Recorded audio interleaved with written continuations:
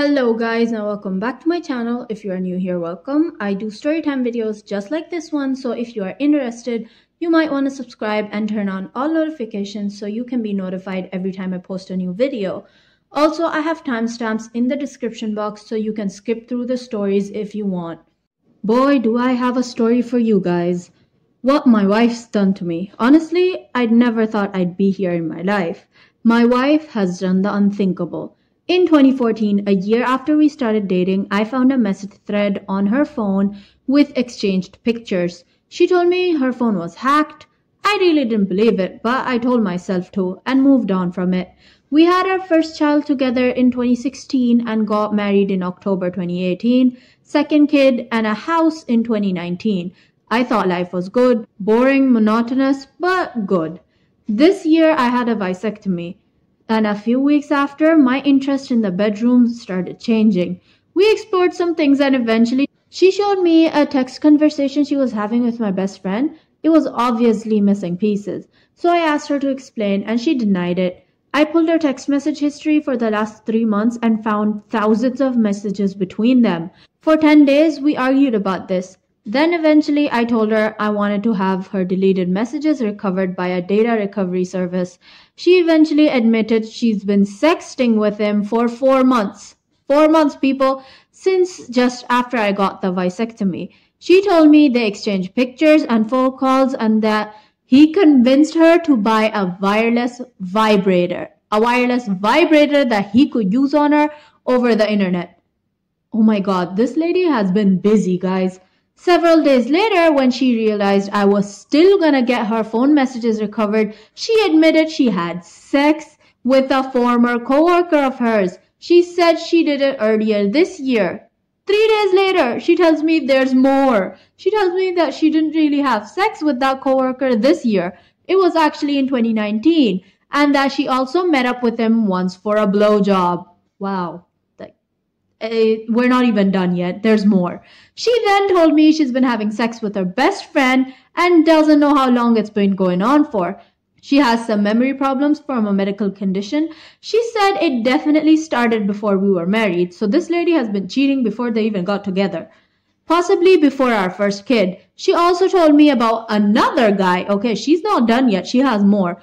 Who she brought into our house for the purpose of having sex with. Just 2 months ago, but didn't go through with it. And eventually she told me about sexting with another one of my friends and finally admitted to the sexting back in 2014. Ooh, there's more.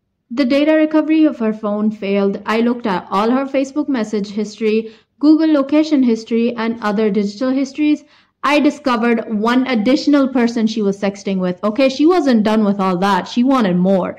A female that she forgot about. I'm so worried that there are more things that she forgot about. I also discovered a lot of upsetting timeline facts. The time she had sex with her coworker while she was about 36 weeks pregnant.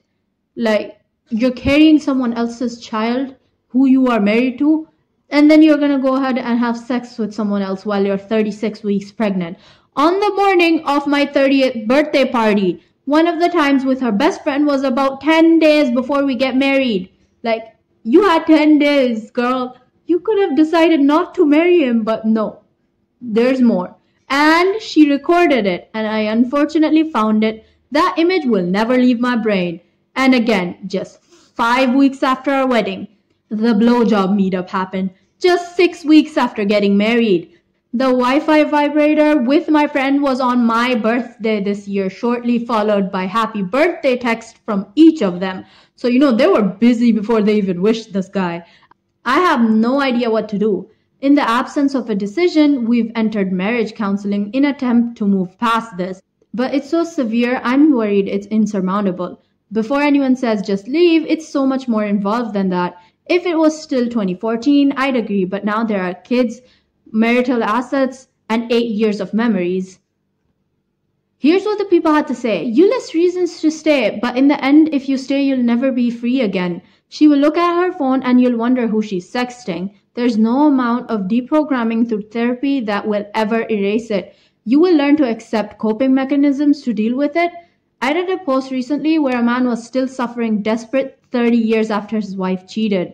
You are setting yourself for hell until you pass away. It might just become numb pain. I suggest you find an individual counselor. You need to find yourself to be the best for your kids. See a lawyer and follow their advice implicitly. Get tested for STDs, separate finances. What you have must be under your control. Test the kids to make sure they are yours. This does not mean you stop being a father. You just make sure that you have the facts to make a sound decision. Read up on the 180 and Grey Rock method, but keep in mind that these processes are for your safeguard emotional health.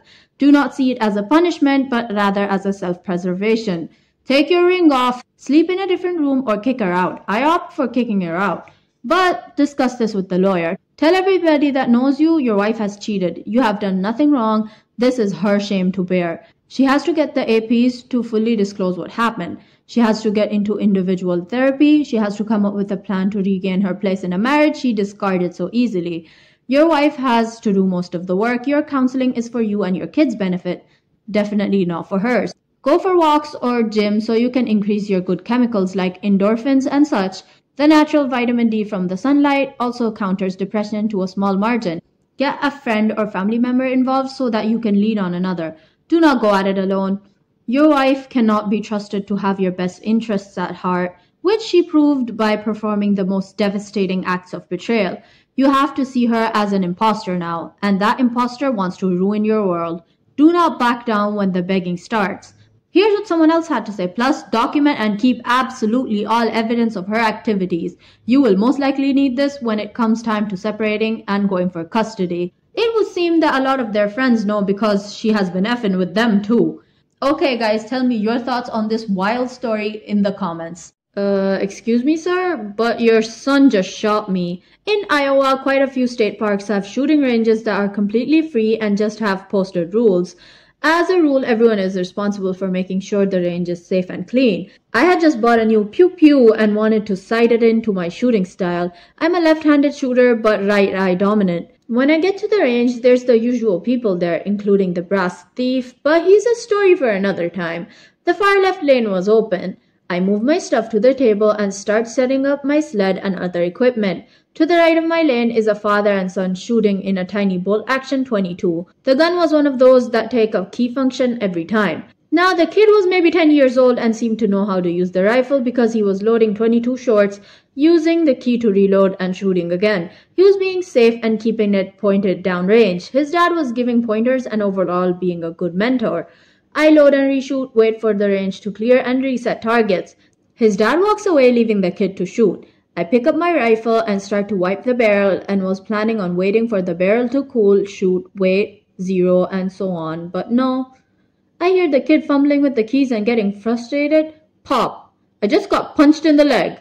It hurt, but in a weird way. The kid squeaks, sorry, and I just take inventory. I feel my leg and find a hole. It wasn't even bleeding yet, but my brain was like, holy F, holy F, holy F, I just got shot. This was prior to going overseas and will end up being the first time I got shot. I look for the dad and he's fiddling with equipment in his truck.